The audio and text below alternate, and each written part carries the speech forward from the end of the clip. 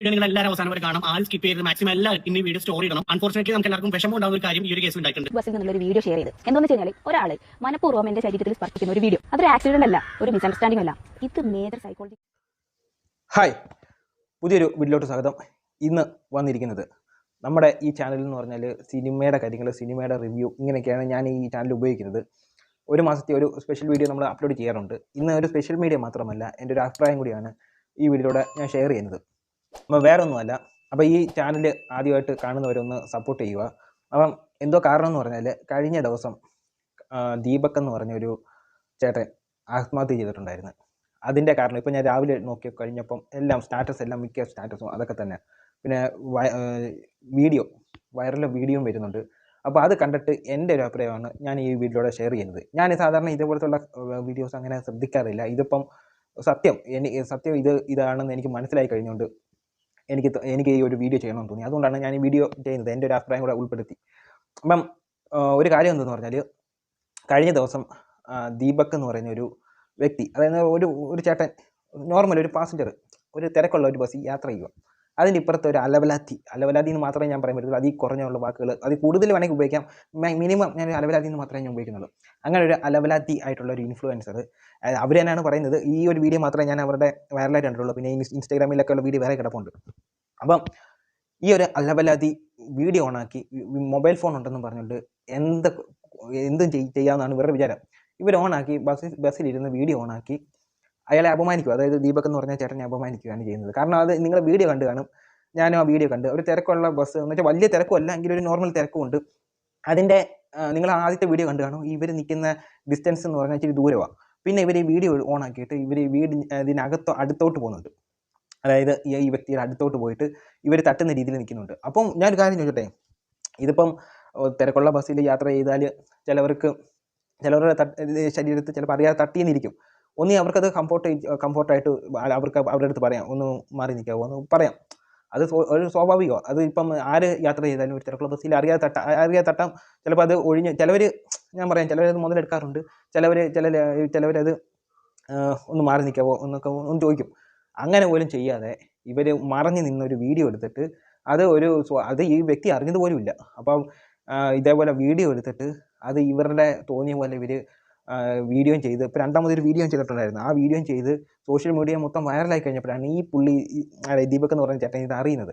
അപ്പോഴേ തകർന്നു പോകത്തില്ലേ? കാരണം എന്ന് പറഞ്ഞാൽ മനസ്സിൽ പോലും കാണാത്തൊരു കാര്യം ഇതേപോലെ സോഷ്യൽ മീഡിയ മൊത്തം പരന്ന്, ഇപ്പോൾ സോഷ്യൽ മീഡിയ പരക്കുക എന്ന് പറഞ്ഞാൽ ഇപ്പോഴത്തെ സോഷ്യൽ മീഡിയ അതേ വിശ്വസിക്കത്തുള്ളൂ, സത്യം പിന്നെ അറിയത്തുള്ളൂ. ആദ്യമേ വിശ്വസിക്കുന്നത് ഇതായിരിക്കും. അങ്ങനെ വിശ്വസിച്ച് ഇവരുടെ വ്യക്തിത്വം മൊത്തം പോയില്ലയോ.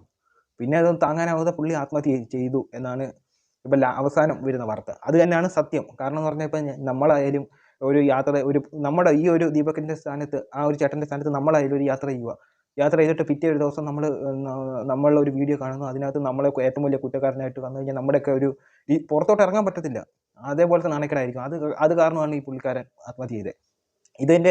ഇപ്പം ഇവരുടെ ഫോട്ടോ ഞാൻ കാണിക്കാന്നുണ്ട്. ഇതാണ് ഇവരുടെ ഫോട്ടോ. ചില വീഡിയോക്കകത്ത് ഇവരുടെ ഫോട്ടോ മറച്ച് വെച്ചേക്കുന്നുണ്ട്. അതിൻ്റെ ആവശ്യമില്ല. കാരണം എന്ന് പറഞ്ഞാൽ ഇവർ സോഷ്യൽ മീഡിയ ഇൻഫ്ലുവൻസർ, അപ്പോൾ അതനുസരിച്ച് കാണിക്കാം. അപ്പോൾ അതിനകത്ത് താഴെ ഒരു ടാഗ് ലൈൻ എഴുതി വെച്ചിട്ടുണ്ട്, ഇതേപോലെ ഇവർക്കെതിരെ നടപടി വേണമെന്ന്. 100% നടപടി വേണം. കാരണം എന്ന് പറഞ്ഞാൽ ഒരു മൊബൈൽ ഫോൺ ഉണ്ടെന്ന് പറഞ്ഞുകൊണ്ട് എന്ത് തോന്നിയ ദിവസം കാണിക്കാവൂ? ഭരണഘടനയെടുത്ത് നോക്കുകയാണെങ്കിൽ റൈറ്റ് മൊത്തം ഇപ്പോൾ സ്ത്രീകൾക്കാണുള്ളത്. സ്ത്രീകൾ എന്തോ തെറ്റ് കാണിച്ചാലും അത് വലിയ വിഷയമായിട്ട് വരുന്നില്ല. ഇപ്പോൾ ഈ ഒരു തെറ്റ് തന്നെ ഒരു ആണ് കാണിക്കുമെങ്കിൽ ആ നിമിഷം അടുത്ത മണിക്കൂർ തന്നെ ആ അകത്ത് പോയേനെ. ഇപ്പോൾ എന്ത് പറ്റി? സ്ത്രീകൾക്കും ഈ ഒരു നിയമം ബാധകമാണ്.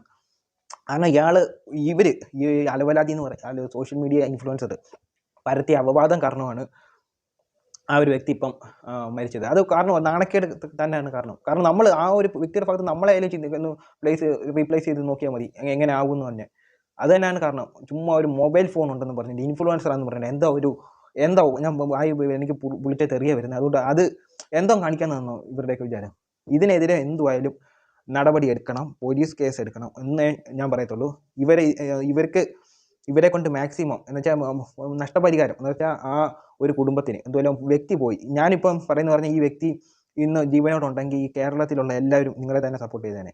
അതേപോലെ ഒരു തെറ്റാണ് ഈ കാണിച്ച അലവലാതി ഇൻഫ്ലുവൻസർ കാണിച്ചു വെച്ചേക്കുന്നത്. ഇവരെ ചെയ്ത തെറ്റിന് ഇവർക്ക് ഒരു നിയമ നടപടി വേണം. പിന്നെ കൂടാതെ ഈ ഒരു ഫാമിലിക്ക് അവരാവശ്യപ്പെടുന്ന ഒരു നഷ്ടപരിഹാരം ഇവർ കൊടുക്കുകയും വേണം.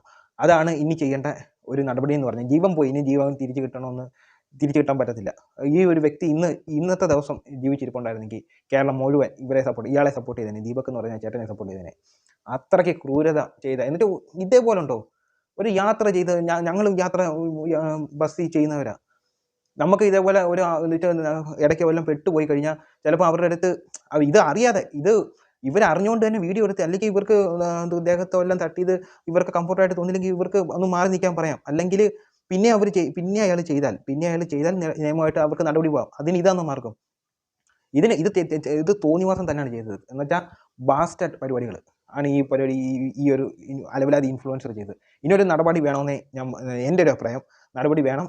അതിപ്പം എൻ്റെ മാത്രം അഭിപ്രായമാണ്. ഇനി ബാക്കിയുള്ളവരുടെ അഭിപ്രായം എന്താണെന്ന് വെച്ചാൽ കമൻറ്റിൽ പറയുക. അപ്പോൾ ഇത്രയേ ഉള്ളൂ. ഇതൊന്ന് കണ്ടപ്പോൾ എൻ്റെ ഒരു അഭിപ്രായം കൂടി ഒന്ന് ഷെയർ ചെയ്യണമെന്ന് തോന്നി. അതിന് വേണ്ടിയാണ് ഞാൻ വീഡിയോ എടുത്തത്.